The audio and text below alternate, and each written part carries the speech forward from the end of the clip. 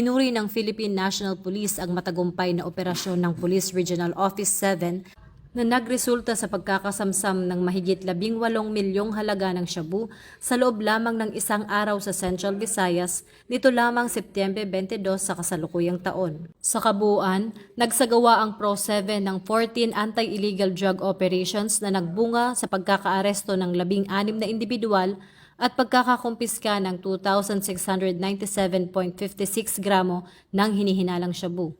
Kabilang sa mga nasabing operasyon ang pagkakadakip sa isang big-time drug personality sa Mandaue City at isang buy-bust operation sa Tagbilaran City na nagresulta sa halos 1 kilong shabu na nasamsam.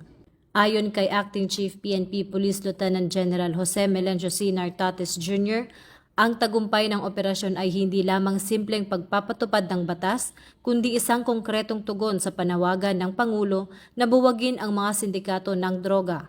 Ang mga naarestong sospek ay sasampahan ng kasong paglabag sa RA 9165 o ang Comprehensive Dangerous Drugs Act of 2002.